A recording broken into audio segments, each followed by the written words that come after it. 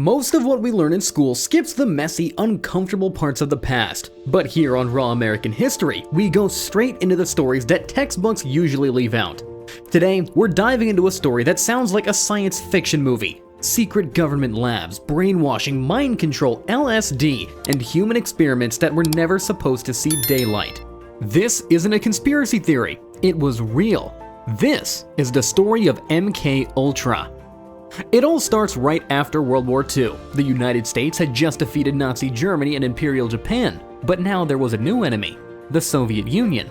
The Cold War had begun and paranoia was everywhere. The CIA was convinced that the Soviets were developing ways to control people's minds, using hypnosis, drugs, or secret psychological techniques, and the US didn't want to be left behind. So in 1953, the CIA launched a top-secret project called MK Ultra. Its official purpose was to study behavioral modification. But behind that vague phrase was something far darker, an attempt to figure out how to control or destroy the human mind. The program was run by a man named Sidney Gottlieb, a chemist that the CIA called its poison expert. He was brilliant and completely without moral limits. Gottlieb believed that if you wanted to learn how to control people, you had to be willing to break them first. He and his team tested everything: hypnosis, electroshock, sensory deprivation, radiation, isolation, and, most famously, drugs. Their favorite was LSD. Now at the time, LSD was new, mysterious, and incredibly powerful. The CIA thought that it might be the key to truth serums, brainwashing, or even wiping someone's memory clean, so they started testing it on anyone they could. Sometimes the subjects knew. Most of the time, they didn't. CIA employees were secretly dosed at parties and in their coffee just to see what would happen. Military personnel were given LSD without consent. Hospital patients, prisoners, and people in psychiatric institutions all became unwitting test subjects. The agency even paid doctors, universities, and research centers to run their own experiments under fake projects without telling them who was really behind it. And because this was the 1950s, there were basically no rules. One of the most disturbing stories came from a Canadian psychiatrist named Dr. Ewan Cameron. He was given CIA funding for something called psychic driving. His method? Drug patients into a coma for a few weeks, play the same recorded messages on repeat for hours a day, and shock their brains with massive doses of electricity, trying to reprogram their minds from scratch. Many of his patients would never recover. But MK Ultra didn't stop there. The CIA even set up safe houses in San Francisco and New York where prostitutes, secretly working for the agency, would lure men inside, dose them with LSD, and watch their reactions through one-way mirrors. That part of the operation was called Midnight Climax. Yes, that was the actual name. And the agents literally sat behind the glass drinking martinis, taking notes while people tripped out. They were trying to figure out how to make people confess secrets, lose control, or even be manipulated into doing things against their will. They never found a reliable formula, but they did cause a lot of damage trying. One of the darkest MK Ultra cases involved a man named Dr. Frank Olson. He was a scientist working for the Army's Biological Warfare Division, and one of the people who had been secretly given LSD by his colleagues. After the experiment, Olson started having panic attacks and severe paranoia. He told friends that he felt like he'd made a terrible mistake and wanted to leave his job. And just 9 days later, he fell, or was pushed, from a 10th floor window of a New York hotel. The CIA called it a suicide, but his family didn't buy it.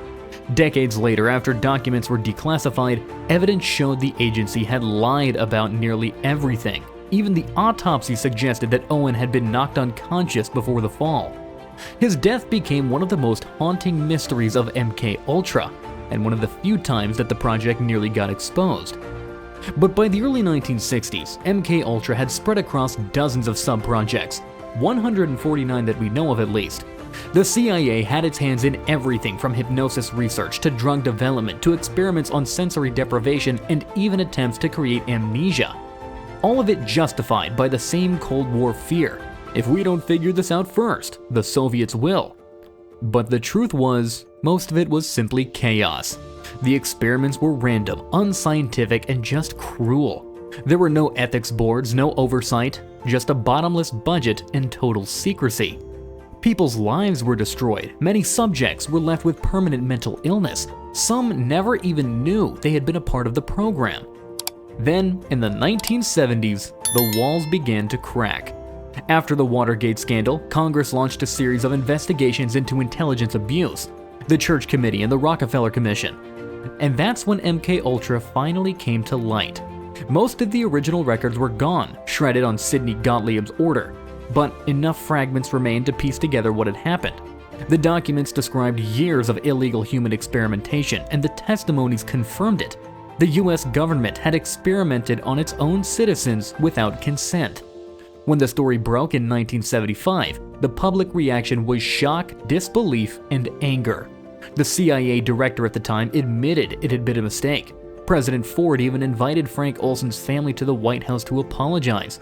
But the people behind the program, they never faced any criminal charges. Sidney Gottlieb quietly retired and moved to a cabin out in Virginia. He spent his later years working at a hospice and meditating on ethics. The irony there is almost a bit too much to believe. But the legacy of MKUltra didn't disappear. It leaked into pop culture, books, movies, conspiracy theories, and it fueled real distrust toward the government that still lingers around today.